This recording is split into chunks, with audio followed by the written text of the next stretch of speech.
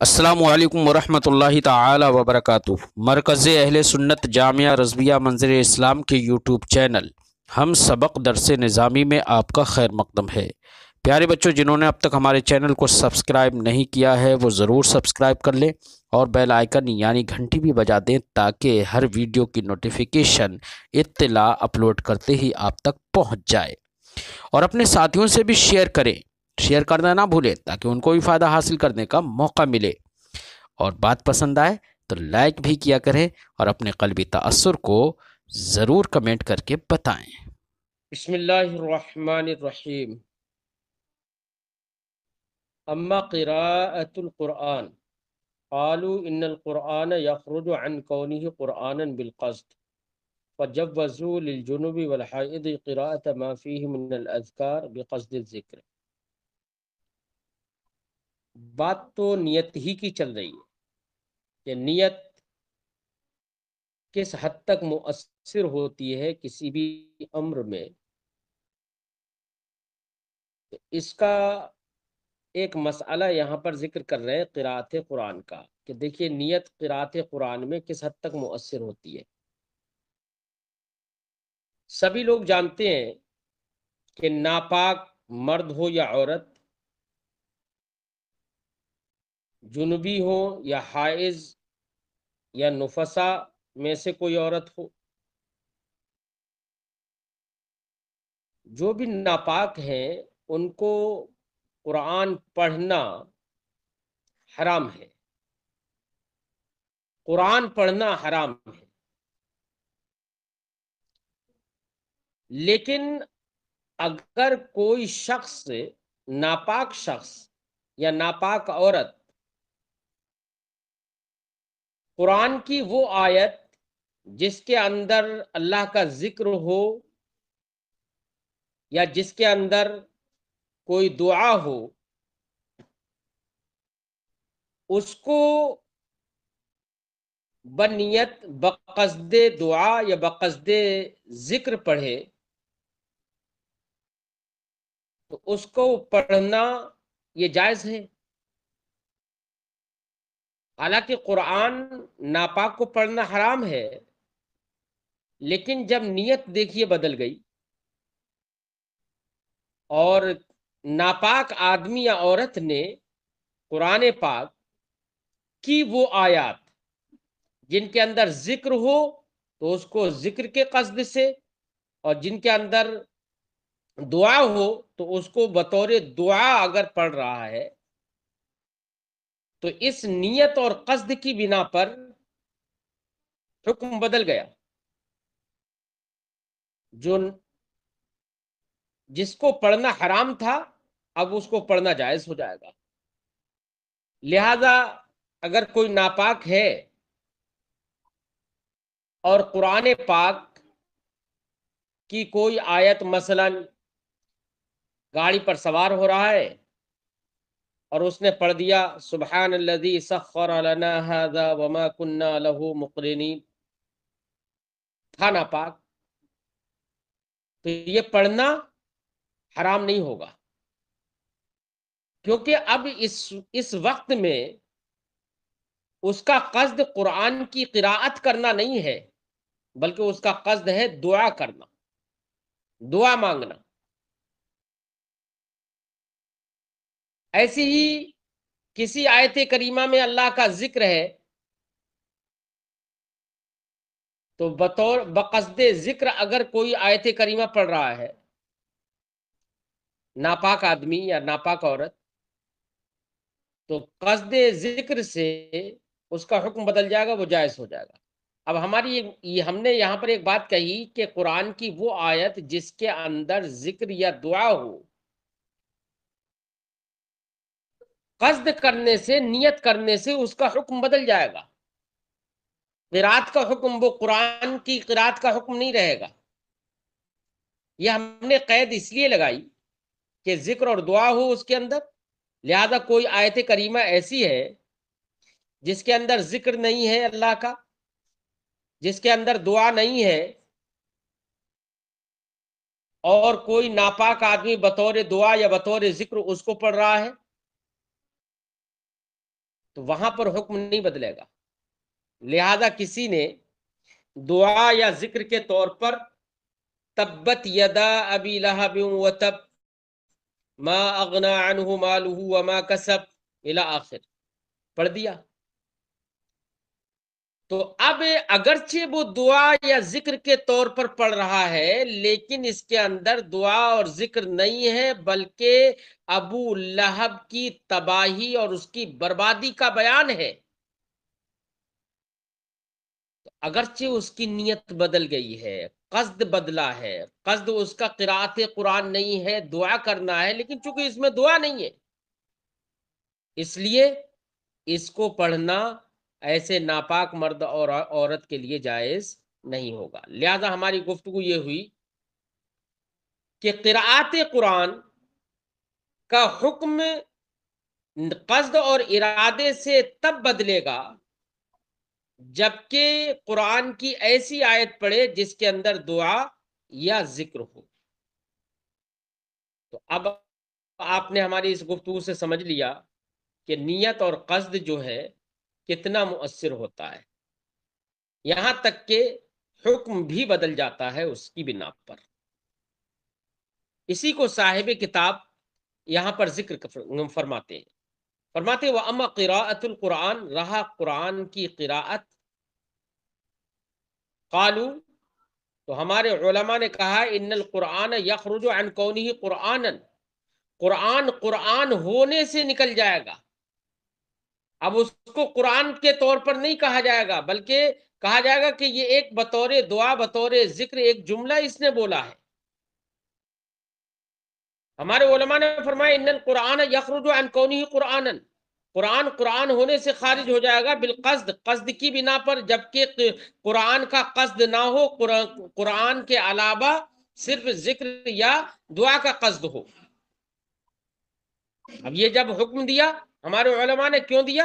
فجوزوا للجنب، اسی کی بنا پر انہوں نے جائز قرار دیا ناپاک کے لیے، والحائض اور حائض عورت کے لیے جائز قرار دیا. کیا جائز قرار دیا؟ قراءۃ ما فیہ من الاذکار، ان آیات کی قرات کو جائز قرار دیا جن کے اندر اذکار ہوں. دیکھو ما فیہ من الاذکار ذکر کر رہے ہیں، لہذا وہ آیات جن میں اذکار نہیں ہے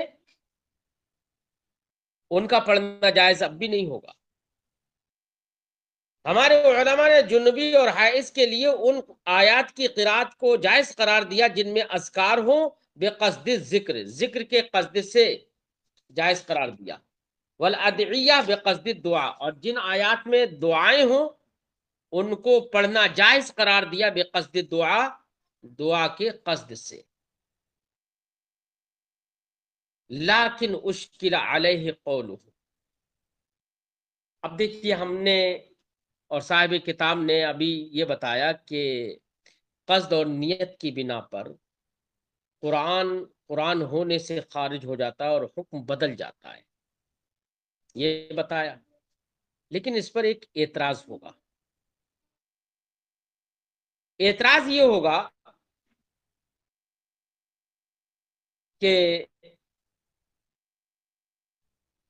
نماز ہے، نماز کے اندر قرات کرنا فرض ہے. اب اگر کسی شخص نے نماز کے اندر قرات تو کی، قرات کرنا فرض ہے، اور قرات کسی نے کی، قرآن نے فرمایا فقرؤوا ما تیسر من القرآن، قرآن سے جو میسر ہو وہ پڑھو، تو نفس قرات نماز کے اندر فرض ہے. لہذا اگر کسی نے نماز میں قرات کی اور اس نے ارادہ یہ بنا لیا کہ میں ذکر کر رہا ہوں، قصد اس نے بنا لیا، قصد کر لیا، نیت کر لی ذکر کی، قرات قرآن کی نیت نہیں کی بلکہ قصد اس کا کیا ہے؟ ذکر کرنے کا ہے. تو آپ نے تو یہ کہا تھا کہ قصد اور نیت کی بنا پر قرآن ہونے سے خارج ہو جاتا ہے. تو یہاں پر نماز کے اندر جب اس نے قصد کر لیا ذکر کرنے کا تو قرآن ہونے سے خارج ہو گیا، تو گویا کہ اب وہ قرآن نہیں پڑھ رہا ہے. اب جب قرآن نہیں پڑھ رہا ہے اور قرآن کا پڑھنا تھا فرض، تو اب ایسی صورت میں اس کی نماز نہیں ہونا چاہیے، کیونکہ اس نے قرات نہیں کی، قرآن نہیں پڑھا، اور قرآن پڑھنا فرض تھا، اور قصد جب ذکر کا کر لیا تو قرآن ہونے سے وہ خارج ہو گیا، تو گویا کہ قرات قرآن اس نے کی نہیں، اور قرات قرآن فرض تھی، تو اب ایسی صورت میں حکم یہ ہونا چاہیے کہ اس کی نماز نہیں ہو، نماز باطل ہو جائے۔ حالانکہ نماز باطل نہیں ہوتی ہے، ہمارے علماء نے کہا کہ نماز باطل نہیں ہوتی ہے، تو ہمارا وہ ضابطہ ما قبل کا یہاں پر ٹوٹ جائے گا، یہ اعتراض پڑ جائے گا فوراً، تو اس کا کیا جواب ہوگا؟ تو صاحب کتاب فرماتے ہیں کہ ہم نے اس کا جواب شرح کنز میں دے دیا ہے۔ کیا جواب دیا ہے شرح کنز میں؟ تو فرماتے ہیں کہ اس کا جواب یہ ہے کہ ہم نے جو بات کہی ہے نا کہ قصد اور نیت کی بنا پر قرآن قرآن ہونے سے خارج ہو جائے گا، یہ بات اس صورت میں ہے جبکہ قرات قرآن اپنے محل اصلی میں نہ ہو۔ اگر قرات قرآن اپنے محل اصلی میں ہو تو وہاں پر قرآن قرآن ہونے سے خارج نہیں ہوگا، اور ہمارے علماء نے فرمایا ہے کہ قرات قرآن کا محل اصلی جو ہے وہ نماز ہے، عام نماز ہے، جو پنجگانہ نماز ہے جسے ہم کہیں، یہ نماز ہے جن کو نماز کہا جاتا ہے، یہ نمازیں جو ہیں یہ قرات قرآن کا محل اصلی ہیں۔ جب محل اصلی ہے تو اب یہاں پر اگرچہ یہ قصد ذکر کرے یا نیت دعا کر لے، لیکن اس کی نماز باطل نہیں ہوگی، کیونکہ قرات قرآن اپنے محل میں ہے، محل اصلی میں ہے، اور جب محل اصلی میں ہے تو یہاں پر قرآن قرآن ہونے سے خارج نہیں ہوگا۔ جنبی یا ناپاک عورت یا مرد جو کہ نماز تھوڑی پڑھتے ہیں، وہ تو نماز کے باہر اگر قرات قرآن کرے اور قصد کرے ذکر یا دعا کا تو ان کے لیے جائز ہو رہا ہے، کیوں؟ اس لیے کہ وہاں پر قرآن قرآن ہونے سے خارج اس لیے ہو رہا ہے کہ وہاں پر محل اصلی میں نہیں ہے۔ یہ جواب دے دیا ہے صاحب کتاب نے۔ مجھے امید ہے کہ آپ کو سوال، اعتراض اور جواب سمجھ میں آ گیا ہوگا۔ فرماتے ہیں کہ لو قرأ، فرماتے لیکن اشکل علیہ قولہم،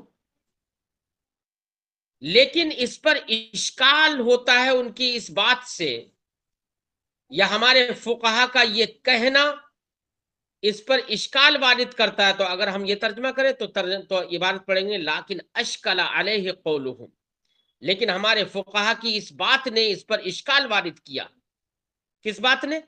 ان کے اس قول نے، کیا؟ لو قرأ بقصد الذکر لا تبطل صلاۃ، کہ اگر کسی نے نماز کے اندر قرات قرآن ذکر کے قصد سے کیا، لا تبطل صلاتہ، تو اس کی نماز باطل نہیں ہوگی۔ حالانکہ ما قبل کے ضابطے سے تو یہ سمجھ میں آتا ہے نماز باطل ہو جانا چاہیے، کیونکہ جب ذکر کا قصد کر لیا تو گویا کہ قرآن قرآن نہیں رہا، اور قرآن پڑھنا فرض ہے۔ اعتراض ہو گیا نا؟ فرماتے وَأَجَبْنَا عَنْهُ فی شرح الکنز، ہم نے اس کا جواب اپنی کتاب شرح الکنز میں دے دیا ہے۔ کیا جواب دیا ہے؟ اس کو یہاں پر ذکر فرماتے ہیں بِأَنَّهُ فی محلی، ہم نے جواب یہ دیا کہ یہاں پر نماز باطل اس لیے نہیں ہو رہی ہے کیونکہ یہاں پر قرات قرآن اپنے محل اصلی میں ہے، اور محل اصلی میں نیت اور قصد کی بنا پر قرآن قرآن ہونے سے خارج نہیں ہوتا ہے۔ فلا یتغیر بعظیمت، تو ذکر کے قصد کر دینے سے، ذکر کی عظیمت اور ارادہ کر لینے سے یہ قرآن متغیر نہیں ہوگا، اور قرآن قرآن ہونے سے خارج نہیں ہوگا۔ ایک اور مسئلہ اسی سے متعلق ذکر کرتے ہیں، فرماتے ہیں وقالو، اور ہمارے علماء نے فرمایا ان المأموم اذا قرأ الفاتحة فی صلاة الجنازة بنیت الذکر لا تحرم علیہ مع انہ تحرم علیہ قراءتها فی الصلاة۔ ایک مسئلہ اسی سے متعلق ذکر کر رہے ہیں کہ دیکھو نیت کے بدلنے سے حکم بدل جا رہا ہے۔ مسئلہ سننے سے پہلے میری بات کو دھیان سے سنیے. شریعت مطہرہ میں بالخصوص احناف کے نزدیک حکم یہ ہے کہ جب جماعت میں نماز پڑھی جائے تو قرات صرف اور صرف امام کرے گا، اور مقتدی قرات نہیں کر سکتا. مقتدی پر قرات کرنا حرام ہے، ممنوع ہے. احناف کے نزدیک مقتدی کو قرات کرنا ممنوع ہے. ٹھیک ہے، یہ مسئلہ یاد ہے کہ جب جماعت سے نماز ہوتی ہو تو صرف اور صرف امام ہی قرات کرے گا، مقتدی قرات قرآن پاک کی قرات نہیں کرے گا. یہ ضابطہ ہے، یہ مسئلہ ہے شریعت کا. کیوں؟ اس لیے کہ نبی کریم صلی اللہ علیہ وسلم نے ارشاد فرمایا قراءۃ الامام قراءۃ لہ، قراءۃ لہ، امام کی قرات مقتدی کی قرات ہے. جب امام کی قرات مقتدی کی قرات ہے تو مقتدی کو قرات کرنے کی ضرورت ہرگز نہیں ہے. اس لیے احناف نے فرمایا کہ مقتدی کو قرات کرنا یہ حرام ہے، کیونکہ قرآن نے فرمایا اذا قرئ القرآن فاستمعوا له وانصتوا لعلکم ترحمون. جب قرآن پڑھا جائے تو اس کو دھیان سے سنو اور خاموش رہو. تو سننا واجب ہے. اگر یہ اپنی خود قرات کرے گا مقتدی تو کیسے سنے گا امام کی قرات کو؟ اور یہ بھی فرمایا گیا وانصتوا، اور خاموش رہو. اور یہ پڑھ رہا ہے تو خاموش رہنا کہاں؟ اس لیے فاستمعوا له وانصتوا یہ امر وجوب کے لیے ہے، جو یہ بتاتا ہے کہ مقتدی پر قرات کرنا یہ ممنوع ہے. ٹھیک ہے، مسئلہ شرعی ذہن میں آ گیا کہ مقتدی قرات نہیں کر سکتا. اب مسئلہ یہاں پر سمجھیے جو صاحب کتاب بتانا چاہ رہے ہیں وہ یہ ہے کہ نماز کے اندر آپ نے پڑھ لیا کہ مقتدی قرات نہیں کر سکتا، لہذا اگر نماز میں کسی مقتدی نے قرات کی تو اب ایسی صورت میں، اور وہ قرات ذکر کی نیت سے ہی کر لی مثلا، تو اپنے محل میں ہی ہے نا. لیکن چونکہ مقتدی پر قرات کرنا حرام اور ممنوع ہے، لہذا نماز کے اندر اگر وہ قرات کر رہا ہے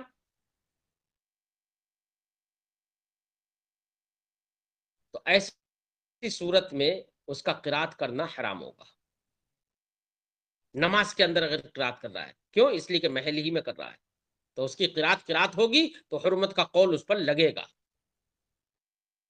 اس کے برخلاف اگر نماز جنازہ پڑھ رہا ہے تو چونکہ نماز جنازہ یہ وہ نماز نہیں ہے جس میں قرات ہوتی ہے، جس میں قرات فرض ہو.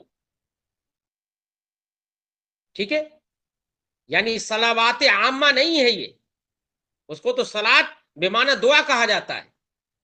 لہذا نماز جنازہ میں اگر مقتدی نے قرات کر لی، فاتحہ پڑھی، سورہ فاتحہ پڑھ لی ذکر کی نیت سے، تو ایسی صورت میں وہاں پر ذکر کی نیت سے وہ پڑھ رہا ہے تو وہاں پر اس کا قرات کرنا حرام نہیں ہوگا، حالانکہ مقتدی امام کے پیچھے ہے، لیکن قرات کرنا حرام نہیں ہوگا. کیوں نہیں ہوگا حرام؟ وجہ اس کی یہ ہے کیونکہ وہ محل میں نہیں ہے. جب محل ہی میں نہیں ہے تو اب قرات قرآن ایسی صورت میں وہ قرات قرآن ہی کب ہے؟ نیت ذکر سے وہ بدل گیا اس کا حکم، کیونکہ محل میں نہیں. لہذا نماز جنازہ کے اندر مقتدی نے نہ قرات کر لی تو حرام نہیں ہے، اور عام نمازوں میں مقتدی نے قرات کی تو قرات کرنا اس کے لیے حرام ہوگا، اگرچہ نیت ذکر کی بنا پر ہی ہو، لیکن نماز باطل پھر بھی نہیں، فاسد نہیں ہوگی. فرماتے وقالو، اور ہمارے علماء نے فرمائے ان المعموم، معموم کا معنی ہوتا ہے مقتدی. بے شک معموم یعنی مقتدی اذا قرأ الفاتحة فی صلاۃ الجنازہ، جب نماز جنازہ میں سورہ فاتحہ پڑھ لے بے نیت ذکر کی نیت سے، لا تحرم علیہ، تو اس پر حرام نہیں ہوگی یہ قرات، مع انہ تحرم علیہ قراءتها فی الصلاۃ، حالانکہ اس پر نماز میں یعنی عام نمازوں میں قرات کرنا حرام ہے. لیکن نماز جنازہ میں حرام نہیں ہے. کیوں؟ اس لیے کہ وہ نہ قرات کا محل ہے، اور اگر پہلی بات تو یہ کہ قرات کا محل ہی نہیں ہے، محل اصلی نہیں ہے. ٹھیک ہے. وہ امت غیمان، رہا زمان، اب نیت ہی کی بات چل رہی ہے. آپ لوگ جانتے ہیں کہ زمان وہ عوض ہوتا ہے جو عوض آدمی کے اوپر عائد ہوتا ہے کسی کے مال یا کسی کی منفعت کو ہلاک کر دینے کی وجہ سے. مثلا میں نے آپ کے پاس میں نے کوئی چیز آپ کو دی اور کہا کہ یہ اس کی حفاظت کریے، اور آپ نے اس چیز کو استعمال کیا، اور استعمال کرتے کرتے، حالانکہ استعمال کرنے کی اجازت نہیں، صرف حفاظت کے طور پر رکھ دیا تھا میں نے آپ کے پاس، لیکن آپ نے استعمال کیا اور استعمال کر کے وہ ہلاک ہو گیا، برباد ہو گیا، تو آپ پر اس کا ضمان واجب ہوگا. ضمان کا مطلب کہ اگر وہ مثلی چیز ہے، اگر وہی چیز اگر ہلاک نہیں ہوئی ہے، وہی چیز موجود ہے، تو دینا واجب ہے، وہی چیز واپس کریں آپ، یہ ضمان ہے. یا اگر وہ چیز ہلاک ہو گئی ہے تو اگر وہ مثلی ہے تو اس کا مثل آپ ادا کریں، اور اگر مثلی نہیں ہے، قیمی ہے، تو اس کی قیمت جو بنتی ہو وہ قیمت ادا کریں. بہرحال اس کو ضمان کہتے ہیں. تو صاحب کتاب یہاں پر مسئلہ ایک یہاں پر ذکر کر رہے ہیں کہ جو ضمان ہوتا ہے، اگر کسی آدمی نے صرف نیت کر لی تو کیا ضمان عائد ہوگا یا نہیں ہوگا، یا ضمان کے عائد ہونے کے لیے اس کام کا کرنا ہی ضروری ہے کہ جس سے ضمان عائد ہو. تو صاحب کتاب فرماتے ہیں کہ نیت کی بنا پر، تو ضمان تو دیکھیے اگر ضمان عائد ہو گیا تو نیت کی بنا پر کیا کیا اثر ہوتا ہے، کیا کیا فرق پڑتا ہے. صاحب کتاب یہ تو نہیں بتا رہے کیا کیا فرق پڑتا ہے، لیکن صاحب کتاب نے جو مثالیں دی ہیں یہاں پر، وہ مثالیں ایسی دی ہیں جن سے ہمیں یہ سمجھ میں آ جائے گا کہ نیت مؤثر ہوتی ہے. کبھی کبھی نیت تغلیظاً مؤثر ہوتی ہے، اور کبھی کبھی نیت تخفیفاً مؤثر ہوتی ہے. یعنی نیت اگر کر لی ہے تو کبھی کبھی تخفیف بھی ہو جاتی ہے، اور نیت کر لی ہے تو کبھی کبھی تغلیظ بھی ہوتی ہے. ایسی مثالیں صاحب کتاب یہاں پر دیں گے. نیت کی بنا پر ضمان میں تخفیف اور کبھی ضمان میں تغلیظ ہوتی ہے. صرف نیت کر لینے کی بنا پر ضمان تو واجب نہیں ہوتا ہے، بلکہ ایسا فعل کرنا بھی ضروری ہے جس فعل کی بنا پر ضمان واجب ہو جائے. یعنی شے ہلاک ہو جائے، ٹھیک ہے، یہ ہلاک نہ ہو، کم سے کم پاس میں ہو، تو ادا واجب الادا تو ہے ہی. فرماتے وہ اما ضمان، رہا ضمان، فہل یترتب فی شیء، تو کسی چیز میں کیا وہ مرتب ہوگا، عائد ہوگا، بے مجرد نیہ، صرف نیت کی بنا پر، من غیر فعل، بغیر فعل کے، یعنی فعل نہیں کیا، صرف نیت کی بنا پر کیا ضمان مرتب ہوگا، عائد ہوگا؟ یہ ایک سوال ہے، کوشچن مارک بھی لگا دیا گیا ہے، سوالیہ نشان لگایا گیا. کیا واجب، کیا ضمان عائد ہوگا صرف نیت کرنے کی بنا پر یا نہیں ہوگا؟ جواب، صاحب کتاب نے جواب ویسے نہیں دیا ہے کہ ہم یہ جواب دے رہے ہیں، بلکہ صاحب کتاب نے کچھ مثالیں پیش کر دی ہیں جس مثالوں سے جواب سمجھ میں آ جائے گا. جواب کا خلاصہ یہ ہے کہ صرف نیت کر لینے سے ضمان واجب نہیں ہوتا ہے. ہاں، ایسا فعل کرنا ضروری ہے، ایسا فعل ہو کہ جس کی بنا پر ضمان عائد ہو، تو اس فعل کو کرنے سے ضمان عائد ہوگا، صرف نیت کرنے سے ضمان عائد نہیں ہوگا. ہاں، ان مثالوں سے یہ بھی سمجھ میں آئے گا کہ ضمان میں نیت تخفیفاً یا تغلیظاً مؤثر ہوتی ہے. ایک مثال ایسی دی ہے صاحب کتاب میں جس میں نیت کی بنا پر تخفیف ہو رہی ہے، اور ایک مثال ایسی دی ہے صاحب کتاب نے جس میں نیت کی بنا پر تغلیظ ہو رہی ہے، یعنی شدت ہو رہی ہے، حکم بڑھ جا رہا ہے. مثال دے رہے ہیں، فقالوا فی المحرم، تو علماء نے اس کے جواب میں کہا ہے یا اس کا جواب علماء کے قول سے مل جاتا ہے کہ علماء نے محرم کے سلسلے میں کہا، محرم وہ شخص جس کا جو حالت احرام میں ہو، تو علماء نے محرم کے سلسلے میں کہا ہے کیا؟ آپ اب مسئلہ پہلے سمجھ لیجئے، محرم مرد اگر ہے، حالت احرام میں مرد کو سلے ہوئے کپڑے پہننا یہ مکروہ تحریمی ہے، سنت مؤکدہ کے خلاف ہے، مکروہ ہے، بلکہ حرام کہیے۔ تو اگر محرم نے کسی کا کپڑا جو اس کے پاس بطور ودیعت رکھا گیا ہو، جو صرف استعمال کرنے کے لیے نہیں تھا، یا بطور کسی اور طریقے سے اس کے پاس رکھا گیا ہو، لہذا حالت احرام میں اس نے سلا ہوا کپڑا پہن لیا۔ اب سلا ہوا کپڑا پہنا تو سلا ہوا کپڑے پہننے کی بنا پر اس پر دم واجب ہو رہا ہے، اور دم کا وجوب جو ہوگا اکثر دن یا پورے دن یا اکثر شب یا پوری شب پہننے سے دم واجب ہوتا ہے، ذہن میں رہے۔ لہذا اس نے اکثر شب یا پوری شب یا اکثر دن یا پورے دن اس نے کپڑا پہنا، ٹھیک ہے، کپڑا پہن لیا۔ اب کپڑا پہننے کے بعد اس نے کپڑا اتار دیا۔ اب یہ اتارنے کے وقت میں اس کی نیت سے دیکھو کتنا بڑا فرق پڑ رہا ہے۔ اس نے نیت اتارنے کے وقت میں یہ نیت کی کہ میں اسے دوبارہ پہنوں گا، میں اسے دوبارہ پہنوں گا، اور ایک یہ نیت کی کہ میں اسے دوبارہ نہیں پہنوں گا۔ تو دوبارہ پہننے کی یا تو نیت کرے گا یا نیت نہیں کرے گا، یا تو نیت یہ کرے گا کہ میں اتار رہا ہوں دوبارہ پہنوں گا۔ تو دوبارہ پہننے کی جو نیت ہے نا، اس نیت کا اثر یہ ہوتا ہے کہ ہمارے فقہا نے فرمایا کہ اب گویا کہ اس نے اتارا ہی نہیں، اتارا تو ہے لیکن اس نے قصد یہ کر لیا کہ میں اسے دوبارہ پہنوں گا، تو دوبارہ پہننے کا جو قصد اور نیت ہے اس کی بنا پر تسلسل کا ثبوت ہوگا، گویا کہ اس نے کپڑا اتارا ہی نہیں، لگاتار پہنے رہا، اس نیت کا یہ اثر ہوگا۔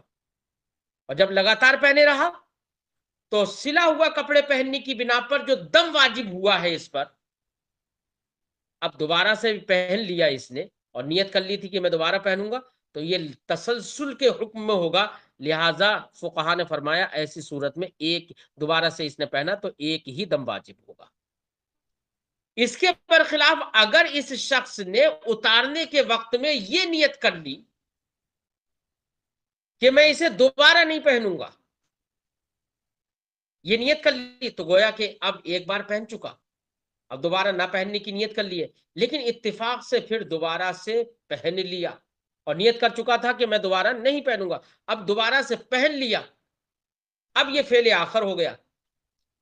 تو گویا کہ پہلا والا فعل جو ہے وہ اب مسلسل نہیں ہے، اب یہ فعل آخر ہوا، اب یہاں پر دو فعل ہو گئے، گویا کہ اب اس نے دو بار حالت احرام میں دو بار اس نے سلا ہوا کپڑا پہنا۔ تو فقہا نے فرمایا یہاں پر نیت کی بنا پر یہ اثر ہوا کہ اب اس پر ڈبل زمان واجب ہوگا، یعنی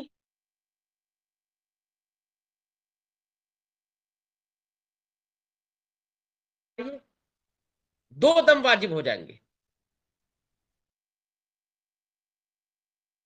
نیت کا فرق پڑا نا؟ اچھا یہاں پر دو دم واجب ہو رہے ہیں، تو نیت یہ کر لی تھی کہ میں اتار دوں گا، دوبارہ سے نہیں پہنوں گا، تو دوبارہ سے نہ پہننے کی نیت کرنے کی وجہ سے اور دوبارہ سے پھر پہن لیا تو دو دم واجب ہو گئے۔ جب دو دم واجب ہو گئے تو یہ تخفیف ہے یا تغلیظ ہے؟ ظاہر بات ہے جہاں پر ایک سزا ہو، وہ سزا نہیں کہو کہ جہاں پر ایک دم واجب ہو رہا ہے اس میں تخفیف ہے، اور جہاں پر دو دم واجب ہو رہے ہیں اس میں تغلیظ ہے، شدت ہے، اس میں مزید کام انجام دینا پڑ رہا ہے۔ تو یہاں پر نیت کی بنا پر تغلیظ ہو گئی، اور پہلی صورت میں جبکہ اس نے اتارا تھا اور یہ نیت کی دوبارہ سے پہنوں گا، تو وہاں پر نیت کی بنا پر ایک ہی دم واجب ہو رہا ہے تو اس میں تخفیف ہے. اس سے ہماری اس گفتگو سے یہ سمجھ میں آیا کہ نیت مؤثر ہوتی ہے کبھی تغلیظاً اور کبھی تخفیفاً. فرماتے ہیں وَأَمَّا الزِّمَانُ، رہا زمان، فَهَلْ يَتَرَتَّبُ فِي شَيْءٍ، تو کیا وہ کسی چیز میں مرتب ہوتا ہے، عائد ہو جاتا ہے، بمجرد النیہ، صرف نیت کرنے سے، من غیر فعل، فعل کے بغیر، یا نہیں. یہ یا نہیں ہم اپنی طرف سے کہہ رہے ہیں کیونکہ سوال یہ نشان لگا ہوا ہے. فقالو فی المحرم، تو ہمارے علماء نے محرم کے سلسلے میں کہا کیا، اذا لبس ثوبا، جب کسی شخص نے، محرم نے، سلا ہوا کپڑا، صوبن سے مراد سلا ہوا کپڑا پہنا، ثم نزعہ، پھر اس کو اتار دیا. اور یہاں پر پہننے سے مراد وہی ہے اکثر نہار یا کل نہار، اکثر لیل یا کل لیل، ٹھیک ہے، وہ مراد ہے. ثم نزعہ، پھر اس کو اتار دیا. ومن قصدہ ان یعود الیہ، حالانکہ اس کا قصد یہ ہے کہ وہ اس کی طرف دوبارہ پلٹے گا، ان یعود الیہ، اس کی طرف پلٹے گا یعنی دوبارہ سے پہنے گا، یہ قصد ہے. فرماتے ہیں لا یتعدد الجزاء، تو ہمارے علماء نے اس محرم کے سلسلے میں کہا کہ اس کی جزا متعدد نہیں ہوگی، یعنی جو اس پر دم واجب ہوگا وہ متعدد نہیں ہوگا بلکہ ایک ہی دم واجب ہوگا. وَإِن قَصَدَ، اور اگر اتارنے کے وقت میں یہ قصد کر لیا اللہ یعود الیہ، کہ اس کی طرف پلٹے گا نہیں یعنی دوبارہ سے نہیں پہنے گا، یہ قصد کر لیا، تعدد، اور پھر دوبارہ پہن لیا، تعدد الجزاء باللبسی، تو اس کے پہننے کی بنا پر جزا متعدد ہو جائے گی، یعنی 2 دم واجب ہو جائیں گے، یا جتنی بار پہنے گا اتنے دم واجب ہوں گے. وَقَالُوا فِي الْمُودَعِ، اور ہمارے علماء نے مودع کے سلسلے میں کہا. مودع کیا، یعنی وہ شخص جس کے پاس کسی چیز کو بطور ودیعت رکھ دیا گیا ہو. یہ بھی اسی کی مثال ہے کہ جہاں پر نیت مؤثر ہو رہی ہے. مودع کے سلسلے میں کہ کسی کے پاس آپ نے بطور ودیعت کپڑا رکھ دیا، اور جب بطور ودیعت کپڑا رکھا ہے تو اس پر بس خالی حفاظت کرنا چاہیے تھی اسے، لیکن اس نے صوب ودیعت کو، ودیعت رکھے ہوئے کپڑے کو اس نے پہن لیا، اور پہننے میں ہو گیا وہ کپڑا ہلاک، برباد ہو گیا. تو اب ایسی صورت میں ضمان واجب ہو جائے گا نا. پھر اس کپڑے کو اس نے اتار دیا، کپڑے کو اتار دیا. اب اتار دیا اور ہلاک نہیں ہوا، تب تو دیکھو ضمان واجب نہیں ہو رہا، یاد رکھنا، ہلاک نہیں ہوا ہے، تعدی نہیں پائی گئی تو ضمان واجب نہیں ہوگا. لیکن اتارنے کے وقت میں اس نے یہ نیت کر لی کہ دوبارہ سے پہنے گا اسے، کیا نیت کیا. اب یہاں پر بھی وہی 2 صورتیں کہ یا تو نیت یہ کرے گا کہ دوبارہ پہنے گا، یا یہ نیت کرے گا دوبارہ نہیں پہنے گا. اب یہاں پر آپ خود حکم لگا سکتے ہیں، خود فیصلہ کر سکتے ہیں. اگر اس نے یہ نیت کر لی کہ دوبارہ پہنے گا تو یہ نیت کرنا گویا کہ مسلسل پہننے کے حکم میں ہو جائے گا، اور جب مسلسل پہننے کے حکم میں ہو جائے گا، اب اگر کپڑا ہلاک ہو گیا تو مسلسل پہننے کے حکم میں ہونے کی وجہ سے اب اگرچہ دوبارہ اس نے پہنے، نیت تو یہ کر لی کہ دوبارہ پہنے گا، پھر وہ کپڑا ہو گیا ہلاک، تو چونکہ ابھی گویا کے نیت کرنے کی وجہ سے گویا کے مسلسل پہنے ہوئے ہے، تو گویا کے مسلسل پہننے کی حالت میں وہ کپڑا ہلاک ہوا، تو اب ایسی صورت میں کہتے ہیں اس پر ضمان واجب ہو جائے گا، یہ ضمان سے بری نہیں ہوگا. اور اگر اس نے نیت یہ کر لی تھی اتارنے کے وقت کہ وہ دوبارہ نہیں پہنے گا، تو نہ پہننے کی وجہ سے تسلسل ختم ہو گیا، اور ابھی کپڑا ہلاک نہیں ہوا تھا جب تک پہنا تھا، اب تسلسل ہو گیا ختم. اب اس نے نیت یہ کر لی کہ میں دوبارہ نہیں پہنوں گا، پھر ہلاک ہو گیا، اور اس میں اس کی تعدی نہ ہو، اس کی طرف سے کوئی زیادتی نہ ہو، تو اب ایسی صورت میں فقہا نے فرمایا کہ اس پر ضمان واجب نہیں ہوگا. کیوں؟ اس لیے کہ اب اس نے تو نیت کر لی تھی کہ دوبارہ نہیں پہنے گا، اور دوبارہ نہیں پہنا اور تعدی بھی نہیں پائی گئی، تو اس کے پہننے کی صورت میں کوئی تعدی نہیں ہے، کوئی مطلب اب وہ ہلاک بھی ہوا ہے تو اپنے آپ سے ہلاک ہوا ہے، اس لیے ضمان واجب نہیں ہوگا۔ تو نیت کا فرق سمجھ میں آیا؟ فرماتے ہیں وقالوا فی المودع، مودع کے اندر علماء نے کہا اذا لبس ثوب الودیعۃ، جب اس نے ودیعت کا کپڑا پہنا، ثم نزعہ، پھر اس کو اتار دیا، ومن نیت ہی، اور اس کے اتارنے کے وقت اس کی نیت یہ تھی کیا، ان یعود الی لبسہ، کہ اس کو دوبارہ سے پہنے گا، اور پھر ہلاک ہو گیا وہ کپڑا، یا کوئی ایسا کام پا لیا گیا جس کی وجہ سے ضمان واجب ہو، تو کہہ رہے ہیں لم یبرا من الضمان، تو اب یہ نیت کر لینے کی وجہ سے اب بعد میں یہ ضمان سے بری نہیں ہوگا، اور اگر اس نے نیت کر لی کہ دوبارہ نہیں پہنے گا پھر ہلاک ہوا، تو اب ایسی صورت میں یہ ضمان سے بری ہو جائے گا۔ تو نیت کا اثر پڑا نا، اثر پڑ گیا۔